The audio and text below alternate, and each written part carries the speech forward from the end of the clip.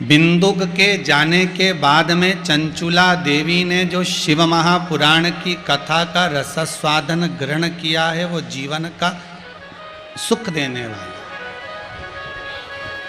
क्या देने वाला है? सुख देने वाला। अगर चंचुला देवी ने, और किस लिए सुन रही है चंचुला देवी? कि मेरा पति जो प्रेत योनि में पड़ा है उस प्रेत योनि से छूट जाए, उस प्रेत योनि से मुक्त हो जाए। चंचुला देवी अगर कथा सुन रही है तो पति को प्रेत योनि से मुक्त करने के लिए श्रवण कर रही है, मुक्त करने बस छूट जाए ये प्रेत योनि से। एक बात हमेशा ध्यान रखिए, अपने जीवन में उतार कर रखिएगा। यदि आप भगवान की भक्ति में लगे हुए हो तो जीवन की सार्थकता, जीवन की एक सार्थकता। अच्छा, एक बात और अच्छे से समझ लो। मान लो आपके यहां कोई आया और आकर दरवाजे से बोला, ए जा तेरे पिताजी के बोल भेरू सिंह आया है, जा बोल। क्या? छोरा अंदर गया और अंदर जाकर वापस बाहर आकर बोला, पिताजी अभी नहीं मिलेंगे, अखबार पढ़ रहे हैं। क्या पढ़ रहे हैं? जम के बोलो जरा, अखबार पढ़ रहे हैं। अब भेरू सिंह के गुस्सा आएगा कि नहीं आएगा कि मैं इतनी दूर से मिलने इससे आया हूं और ये अखबार छोड़ के नहीं आ सकता? बोलो गुस्सा आए कि नहीं आए? तुम भी किसी के यहां जाओ और तुम जाकर के जरा अंदर जाके बोलो तुम्हारे पापा से कि मिलने आए, और अंदर से आके बोले अभी अखबार पढ़ना, नहीं मिलना, अभी अखबार पढ़ रहा है, वो नहीं आ रहा है बाहर। तो इसने फिर कहा जा जाकर बोल करा तेरे पिताजी को। फिर वो गया, पापा पिताजी, पिताजी बोले बोल दे अखबार पढ़ रहा है। ये फिर आ गया। अरे मैंने बोला तो पिताजी अखबार पढ़ रहे हैं, वो नहीं आने वाले अभी यार। इसको गुस्सा आ गया, खूब क्रोध आया, खूब आड़ा टेढ़ा बोला। अगर तुम भी होते तो यही करते। बोलो तो सही कि इतनी दूर से 8 किलोमीटर, 10 किलोमीटर, 20 किलोमीटर दूर से अपन उससे मिलने जाओ और व्यक्ति अखबार छोड़कर नहीं आए मिलने, तो गुस्सा नहीं आएगा? अब तुमने तो आड़ा टेढ़ा बोला, गुस्सा भी आया, आप शब्द भी बोले। बताओ कैसा व्यक्ति है, कैसा गंवार व्यक्ति है, इसको समझ में नहीं आता। मैं इतनी दूर से आया और ये कैसा, बताओ अखबार नहीं छोड़कर आ सकता। और मालूम पड़े अब तुम अब की बार फिर उससे मिलने गए और मिलने गए, तुमने कहा जा तेरे पिताजी से बोल भेरू सिंह आया है, और छोरा गया अंदर और अंदर से वापस आया, पिताजी गीता जी का पाठ कर रहे हैं, अभी बोल रहे हैं कि आ जाएंगे। गीता जी पढ़ रहे हैं और क्यों तो मैं उठा दूं? नहीं नहीं नहीं मत उठा, पाठ करने दे इसको, पढ़ लेने दे। तुम किसी के जाओ और कोई आकर कह दे जा तेरे पिताजी को कहे, और वो कहे कि रामायण पढ़ रहे हैं, रामायण का पाठ कर रहे हैं, और फिर आप गुस्सा करोगे? जम के तो बोलो नहीं। और वो कह भी दिया है, आप कहो तुम पापा को उठा देता हूं, नहीं नहीं दादा वो रामायण पे से उठे, राम जी मुझे उठा दे, रहने दे दादा, तू ऐसा काम करे ही मत। नहीं उनके तो पूरा पढ़ने थे तू तो दादा, नहीं तुम बोलो तो उठा दूं मैं, नहीं नहीं पढ़ने दे। अब तुम्हें गुस्सा आएगा? नहीं। इंतजार भी करोगे और नहीं भी करोगे तो जाओगे तो भी गुस्सा नहीं आएगा? क्या अब पाठ कर लेना, हाँ तारा पिताजी के बोल देना मैं शाम के मिल लूंगा। और अखबार पढ़ने की सुनी थी तो कितना गुस्सा आ रहा था, गीता जी और रामायण पढ़ने की सुनी तो गुस्सा आया क्या? बस उसी तरह से परमात्मा है। तुम जितनी देर सत्संग में लगे रहते हो परमात्मा भी तुम पर प्रसन्न बना रहता है। कोई क्रोध नहीं, कोई गुस्सा नहीं, कोई अपशब्द नहीं। तुम गलत काम में लगे, काम, लोभ, आसक्ति, वृष्णा, तृष्णा, आदिक आदिक, मांस, हार, मदिरा, पान, जुआ, व्रती, जितने गलत काम में तुम लगे हो तो उसको गुस्सा आएगा कि नहीं आएगा? भेरू नाराज होगा कि नहीं होगा कि अखबार नहीं छोड़े? गीता पकड़े तो गुस्सा नहीं आया, रामायण पकड़े तो गुस्सा नहीं आया, शिव महापुराण पकड़े तो गुस्सा नहीं आया, भगवान का भजन पकड़े तो गुस्सा नहीं आया, पर गलत चीज पकड़ोगे तो गुस्सा तो आएगा। कि दिन भर व्हाट्सएप चलाए, एक आध दिन माला भी फैल ले रे।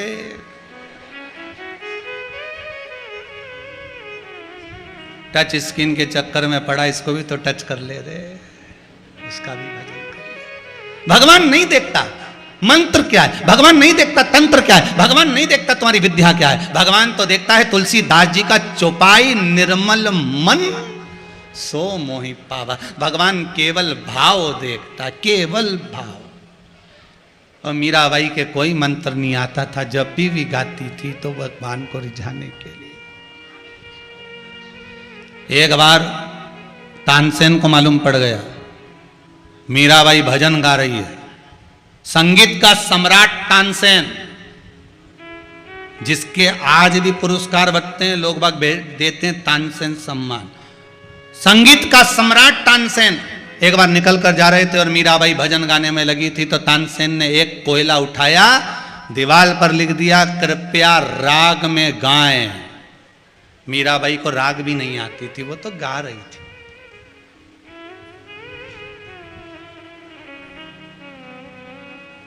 उनको कंपटीशन में उतरना है, इसको कौन सा कंपटीशन करना है? अरे बोलो तो सही। बहू तो 2 घंटा तक पेंसिल से लाइन खींचे, फिर डब्बा भरे, फिर बिंदी लगाए, फिर पहले तो काजल ऐसे लगाते थे, आजकल ना जाने ऐसा कौन सा ब्रश आया है, ऐसा ऐसा ऐसा ऐसा करके फिर भूकोटी पे कुछ लगाए, और भूकोटी ज्यादा वैसी हो जाए तो कुछ वो तो उसको तो करना है।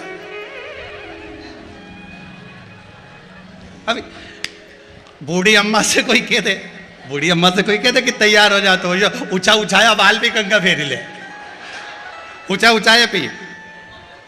और आजकल तो नया नया बक्कल आ गया ऐसा, और कोई बूढ़ी अम्मा से कहते तो वो तो लाल कलर का रिबन बांध बना के तैयार, और कुछ नहीं लगा है, आंख में काजल वाजल लगा, बिंदी लगा के, पटली मटली ले लुआ के, और जो बाहर निकले, उसे कौन सा कंपटीशन में जाना? तुम्हें तो गरबा में जाना है, उसे कौन सा जाना? तो कंपटीशन, मीराबाई को कौन सा कंपटीशन करना था?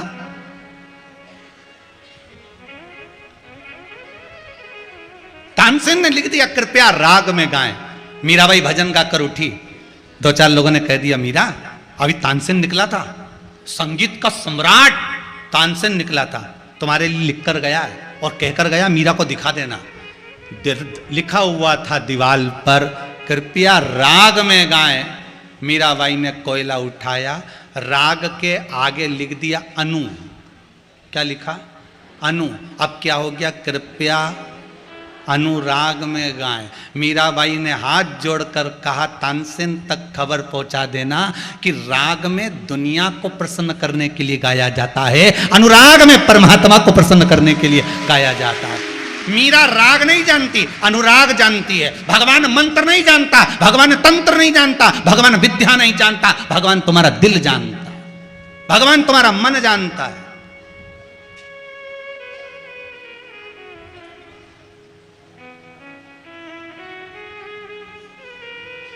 शिवरात्रि के उस पूजन में लोगों ने, बहुत सारे विद्वज्जन ने बहुत सारे शब्द कहे। कोई ने कहा जो महाराज जी ने पूजन कराई वो मैं संकल्प गलत करा दिया, तो मंत्र कौन बोल रहा था? महाराज बोल रहा था। अरे बोलो तो जम के बोल रहे थे, हम भी जजमान थे जैसे आप जजमान थे, हम भी पूजन कर रहे थे जैसे आप कर रहे थे। श्लोक बोलने वाला विद्वान ब्राह्मण कर्मकांडी था। बोलो सही है कि गलत? अच्छे से अच्छा विद्वान कुंभकर्ण भी जब मंत्र विद्या लेने के लिए गया तो इंद्रासन मांग रहा था, सरस्वती ने इंद्रासन कर दिया। उसमें उसकी क्या गलती थी? अगर मंत्र गलत था पर जितनों ने पूजन करी उनका भाव तो गलत नहीं था। भगवान मंत्र देखा कि भाव देखा? अगर भगवान मंत्र देखता तो आज इनका पुत्र उसी गाड़ी में दवा होता, सामने प्रकट नहीं हो जाता। भगवान मंत्र नहीं देखता, भगवान निर्मल मन सो मोहि पावा। भगवान मंत्र नहीं देखता, भगवान आपका भाव देखता है। अगर सबरी को मंत्र आते तो भगवान जाते, पर सबरी को तो मंत्र भी नहीं आते थे। बस वो तो झाड़ू लगा देती, ने बुहारी काट देती, ने जल भर के रख देती, पानी लिया थी। और कहते हैं जो बेर माता शबरी ने राम जी को खिलाए थे, वो बेर भी उस दिन के टूटे हुए नहीं थे, 3 दिन पहले के थे।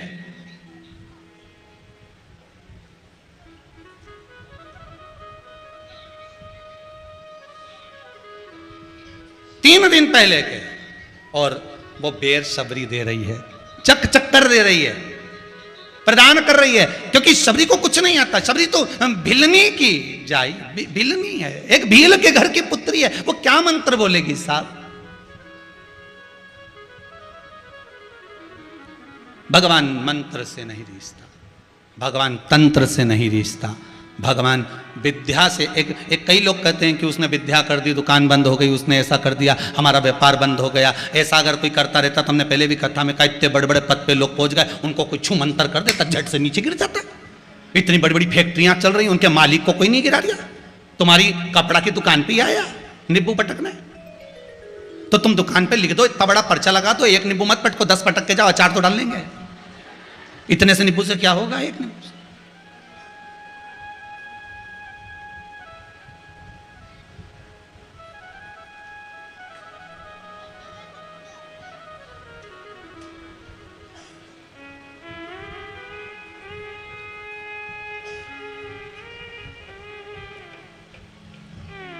एक सास ने अपनी बहू को समझाया, देख बेटा, नई नई शादी हुई है, मेरे बेटे को गुस्सा बहुत है, मिर्ची जैसा तीखा है, तू उससे बिल्कुल मत भिड़ना। इतने में बहू भी सिर पे पल्लू लेके बोली, चिंता मत करो, मेरी मम्मी ने मिर्ची का अचार डालना मुझे सिखाया है। काय को चिंता करती है, कि कितनी भी तीखी हो, अचार वही डाल लेगा, अचार तो तुमको आता है, काहे चिंता करते। साथ चुप हो गए, अब बोले क्या इसके आगे, अचार तो कितने तीखा।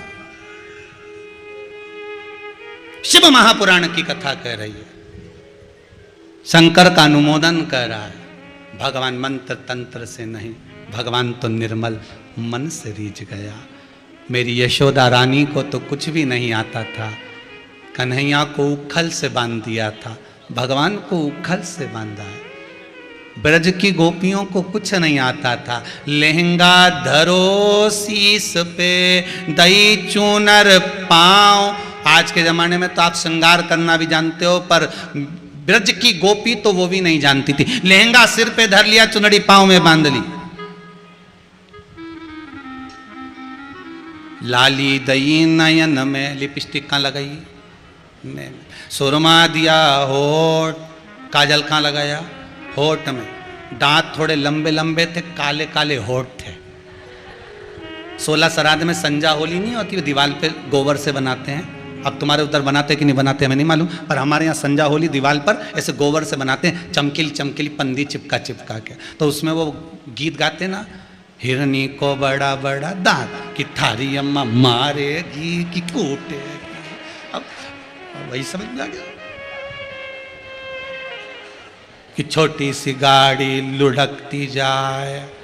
आता आपको? चलो गाओ तो जरा। छोटी सी गाड़ी लुढ़कती जा, लुढ़कती जा, जा में बैठी संजा, संजा लेंगो टमकाती जा, लुगड़ो चमकाती जा। हाँ बोलती जाओ। जा में और हिरनी को बड़ा बड़ा दांत, कि थारी अम्मा मारेगी। अब गोपी को नहीं मालूम कि उसको श्रृंगार कैसा करना है, उसको नहीं मालूम, क्योंकि बंसी की सुध में भगवान जब बंसी का नाद करते थे, गोपी सुध भूल जाती थी। उसी तरह शंकर की जब कथा होती है तो पूरे ब्रजमंडल के जैसे ब्रज की गोपियां बंसी के स्वर में भूल जाती थी। आज शिव महापुराण जब चालू होती है आस्था चैनल पर, फेसबुक यूट्यूब पर, तो मेरा विश्वास कहता है कि पूरे विश्व की माताएं हो चाहे पुरुष हो, वो भी शुद्ध भूल जाते हैं कि कहां हम कथा सुने, उसका चित्त वृत्ति कहां लगा हुआ है, उसका आनंद कहां लगा हुआ। तुम भी ब्रज की गोपी से कम नहीं हो साहब। ब्रज की गोपी से कम नहीं, शुद्ध नहीं। एक ब्रज की गोपी भगवान कृष्ण के साथ रास करने जा रही थी। सास ने कह दिया उधर जा रही है यमुना जी के घाट पर, तो ये पूजन का सामान रखा है, ठंडा करिया ना यमुना जी में। इतने में रोने लगा छोरा। सास बोली छोरा के भी ले जा, घूम के आ जाएगा। छोरा के लिया कमर पे, पूजन का सामान रखा सिर पे। बंसी की सुध में इतनी खो गई, इतनी खो गई, छोरा के तो ठंडा करी आई, पूजन का सामान वापिस ले आई। घर पर जब आई, सास ने पूछा क्यों, छोरा कहाँ है? ओ राम, फिर दौड़ी, फिर दौड़ी। वो कहाँ रहे? अरे गया, शुद्ध नहीं। अब ब्रज की गोपी कोई मंत्र बोलती थी क्या? जम के तो बोलो जरा। कोई श्लोक बोलती थी, कोई विद्या करती थी, कोई तंत्र विद्या करती थी? नहीं। ब्रज की गोपी तो केवल एक काम करती थी कि दैया भी अगर बिलोती थी तो तेरी सूरत में देखूं नगीना में, शाम आओगे कौन से महीना में। भगवान को हर पल, हर घड़ी, हर क्षण प्रेम से, करुणता से, मन से पुकार लेती थी। हम आपसे भी कहेंगे, ये जरूरी नहीं कि आप हरिद्वार जाकर बैठ जाओ। हम आपसे भी कहेंगे, ये जरूरी नहीं कि आप कहीं तीर्थ में जाकर बैठ जाओ, आप कहीं साधना में जाकर बैठ जाओ। आप तो अपने घर में रहो और भगवान का इतना भजन करो, भगवान का इतना स्मरण करो कि मेरा विश्वनाथ, मेरा महाकाल राजा उज्जैनी छोड़कर तुम्हारे दरवाजे पर आकर खड़ा हो जाए। उतना भजन होना चाहिए, उतना तपबल होना चाहिए। फिर वो आए, उज्जैनी छोड़ो भोलाना, उज्जैनी छोड़ो भोलाना, तने याद सता ओ काशी के भोलाना, ने याद सताए। भगवान को केवल हे भगवान, हे परमात्मा, हे शिव, हे करुणा सागर, हे राम, हे कृष्ण, हम कुछ नहीं जानते। हम तो केवल एक ही बात जाने जो तुलसीदास जी ने कहा कि कलयुग केवल नाम आधारा, सुमर सुमर नर पारा। और इसके सिवाय केवल एक बात जाने कि निर्मल मन से जो मिल जाएगा वो आनंद का सुख पा जाएगा। कौरवों ने भगवान कृष्ण के पास खड़े होकर 13 क्षोणी सेना मांग ली और अर्जुन से भगवान बोले अब सेना नहीं। अर्जुन कहता है तुम अकेले ही काफी हो। भगवान बोले मैं युद्ध नहीं लड़ूंगा। अर्जुन कहता है मुझे युद्ध की जरूरत भी नहीं है। समझौता कराना तो जानते हो ना, बहुत है उतना। केची तो बहुत मार्केट में मिल जाए, घर में भी तुम्हारी ड्राज में केची तुरंत कोई कह दे ला केची ला के देना, ड्राज खोली केची निकाल के ला दो, बोला ना लाओ किन लाओ। केची तो तुम 2 मिनट में कोई का कह दे ला जाओ केची लाओ, तुरंत निकाल के ला दो। केची तो कोई भी ला दे, और कहीं का तुमसे कह दे ला सुई ला के दे छोटी वाली, अब ढूंढ ढूंढ ढूंढ, क्योंकि मेरे कैलेंडर में तो टांगी थी। वो कैलेंडर में तो कहीं छोरा छोरी ने तो नहीं करा दी टोर, या बड़ा बेकार हो गया। ना जाने सुई कहां फेंका, न झाड़ू से झाड़ रही, देख सोफा के नीचे तो नहीं है सुई, फिर गिट्टी में देख रही धागा की, वो में भी नहीं सुई, ढूंढती फिरी। केची सरलता में मिल जाती है, सुई सरलता में नहीं मिलती, संभाल के रखना पड़ती डब्बा के अंदर या किसी में फंसा कर तब मिलेगी। उसी तरह केची बनना सरल है, काटने वाले तो दुनिया में बहुत मिल जाएंगे, पर सुई जैसे जोड़ने वाले मिलना कठिन पड़ जाएंगे। बहुत कठिन है सुई जैसा मिलना। इनके तो झाड़ू से भी निकालो तो नहीं निकले सुई, गई कहां। काटने वाले तो ढेर मिलेंगे, कहां चक्कर में पड़े हो, कहां भगवान की कथा, कहां शिव पुराण, अरे कहां चक्कर में पड़े हो बस सीहोर वाला महाराज का बे मतलब, उनका तो काम ही कथा वाचना, कहां चक्कर में पड़ा। यहां तो सुई ढूंढना कठिन, केची तो कहीं मिल जाए ढेर।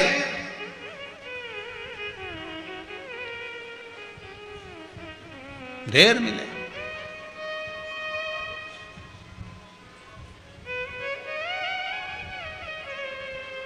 कितना ढूंढोगे।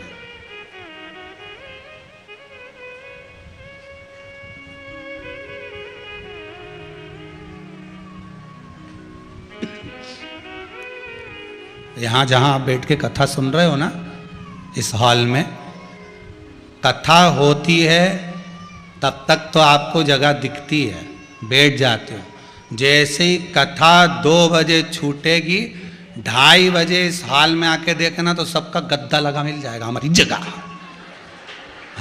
जगह है जगह। फिर सुबह हुई, इनने सब बटोरा पटक।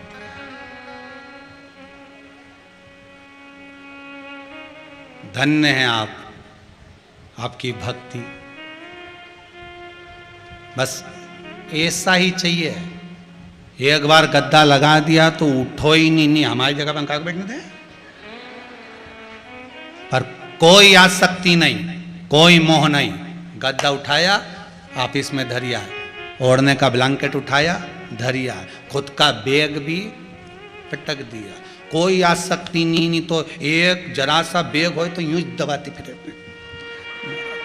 मारा बैग। बस अंतिम समय में जैसे यहाँ से सीख के जा रहे हो ना, अंतिम समय में ऐसे ही रहना।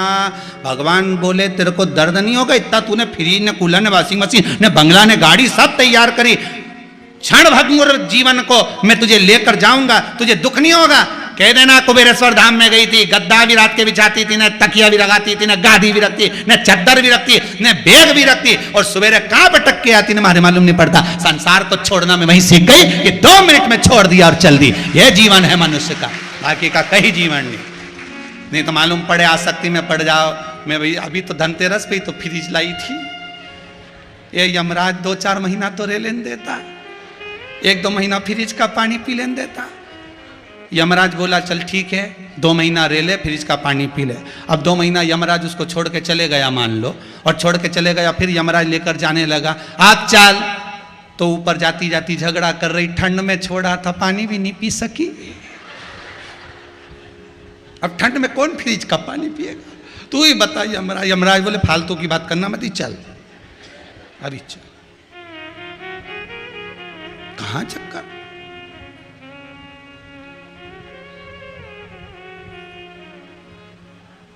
उपासना हो, उसमें विद्या नहीं, उसमें बंधन। महाराज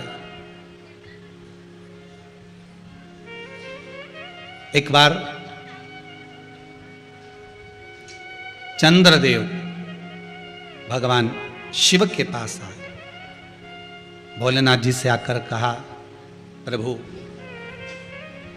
मैं आपसे कुछ कहना चाहता हूं। भगवान बोले बोलो क्या कहना चाहते हो। प्रभु जब समुद्र का मंथन हो रहा था, उस मंथन में जो अमृत निकला है, जो धन्वंतरी जी अमृत लेकर निकले, वो अमृत देवताओं ने पी लिया। राहु राक्षसों की ओर से जो बैठा हुआ था वो देवताओं में जाकर बैठ गया, उसने भी अमृत पी लिया। तब हम चंद्र और सूर्य ने भगवान विष्णु से कह दिया कि ये राहु है। भगवान ने सुदर्शन उठाकर राहु का सिर काट दिया। एक भाग केतु, एक भाग राहु बन गया। वो राहु और केतु हम पर आक्रमण कर रहे हैं, हमें ग्रास करना चाहते हैं।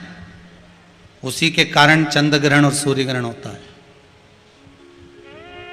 वो हमें ग्रास करना चाहते हैं।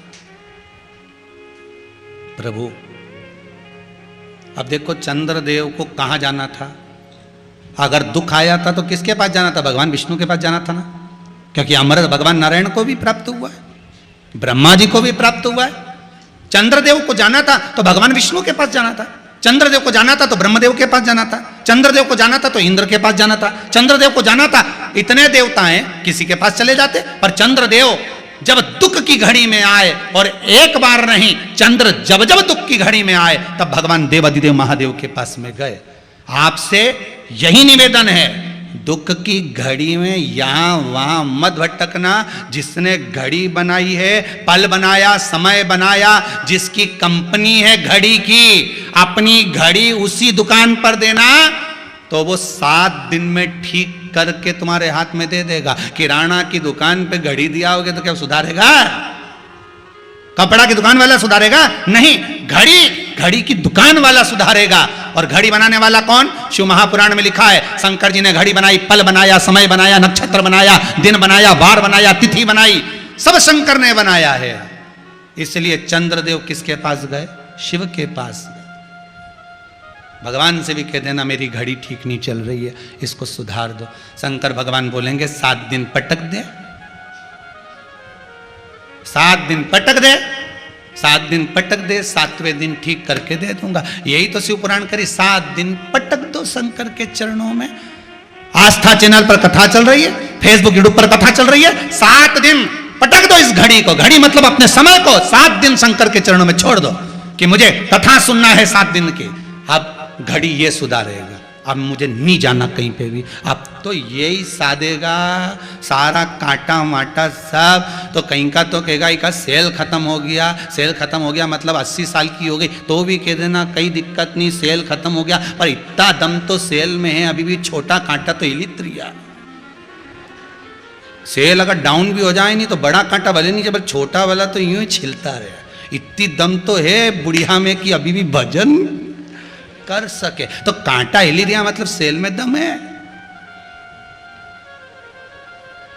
फिर कहीं का बोले एक कांटा तो चल ही नहीं रहा, ऐसा लग रहा है कि घड़ी में जो नग लगा था ना वो नीचे गिर गया तो कांटा ने उसको रोक लिया। होता है कहीं कहीं का व्यक्ति, जब तुम धर्म करने जाते हो, पुण्य करने जाते हो, सत्कर्म करने जाते हो, भजन करने जाते हो, कथा सुनने के लिए जाते हो, ये बीच में कहीं का ना कहीं का जो नगीना है ना, ये अड़ी ये इसमें एक पर्चा नगीना का।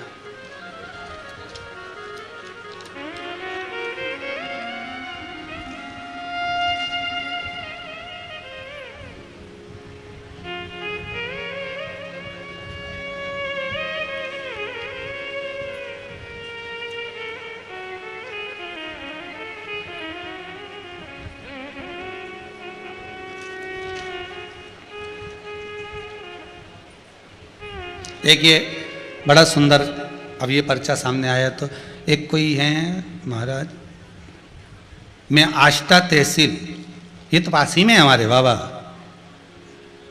हमारा पड़ोसी आया, मतलब कोठरी से आया हूँ मैं, नरेश राठौर।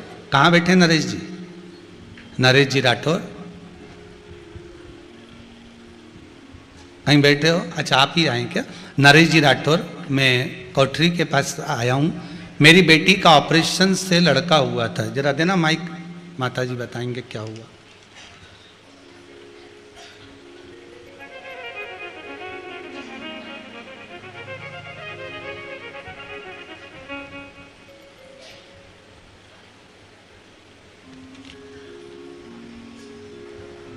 नमः शिवाय। नमस्ते। कहाँ से आए माँ? कोठरी से आए। कोठरी है हमारे बाजू वाला? हाँ हाँ नजदीक है। धन्यवाद। हमारे देवर की लड़की थी जी, उसको भोपाल में आईसीयू में रखा माइक पास में लो। भोपाल में आईसीयू में रखा था और उसकी मम्मी को सीओर में रखा था। आज छोड़ दी थी कि इसका खून का पानी हो गया जी। भोले बाबा की कृपा हुई। दूसरी बार उसका चेकअप कराया तो खून नहीं मिल गया उसका खून। आपने लिखा है इसमें बच्चे को ब्लड बदलने का बोल दिया था और हाँ, बार बार बदलाएगा ये भी कह दिया नहीं था, बदलाया फिर पर 12 घंटे में ही बच्चा वापस ठीक हो गया। ये बाबा की कृपा है। बहुत बहुत धन्यवाद। बैठिए माँ, बैठिए। बहुत बहुत धन्यवाद। हमारे देवर की लड़की थी, वे लाए थे उनको, वो बच्चा छोटा सा है तो वे चले गए वापस। जी जी जी, बहुत बहुत भावानंद। बैठी बैठी बैठी, माइक लो बेटा। चलो एक और पर्चा है।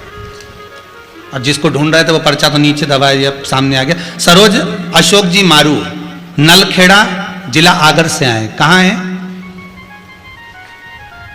माइक पहुंचाओ जरा पीछे, जल्दी माइक पहुंचाइए।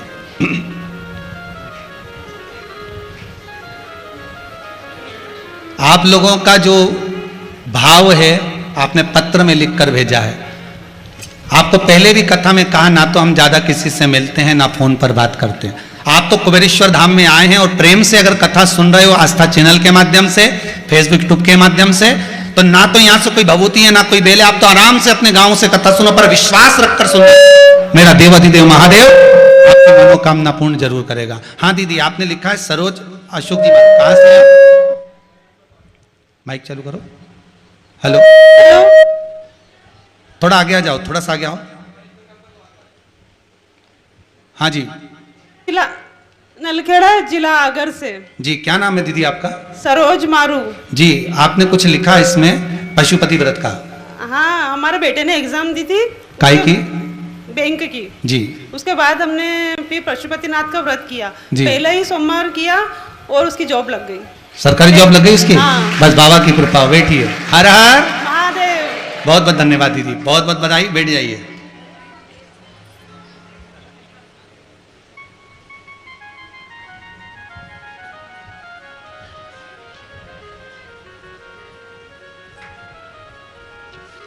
एक पर्चा और आया है, ज्योति जी राठौर इंदौर से। कहाँ है दीदी? ज्योति जी राठौर, खड़ी हो जाओ दीदी।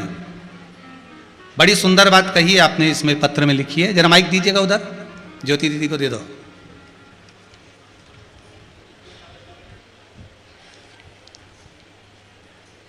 श्री शिवाय नमस्तुभ्यम।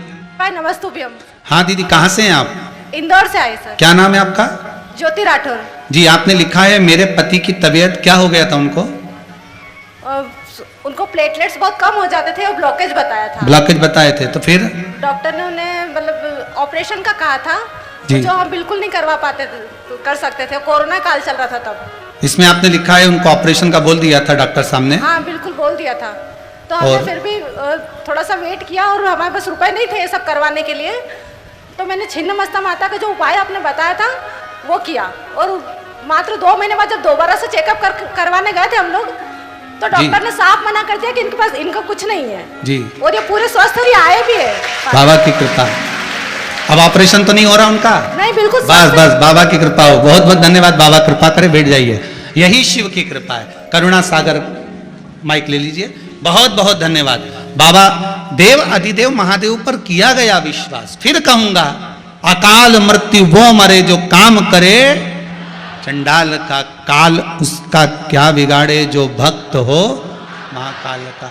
आप शिव की आराधना में लगे रहो, उसको मंत्र तंत्र से मतलब नहीं है, आपको तो केवल निर्मल भक्ति को धारण करना है। कलयुग केवल नाम आधार, आप जपो भोला सब दुख,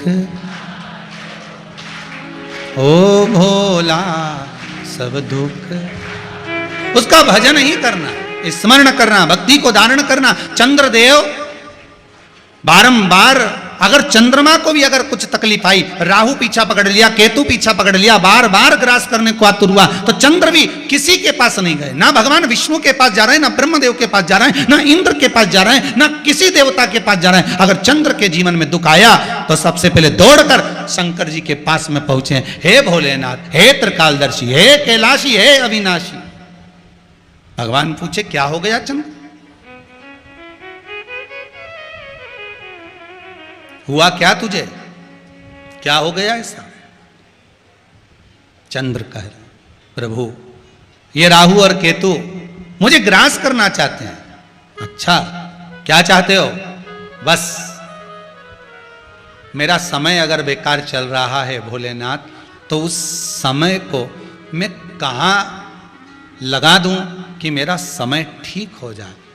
आपका भी अगर समय बेकार चल रहा हो, कितना भी बेकार समय चल रहा हो, पर कर्म करते रहना और भगवान का नाम जपते रहना।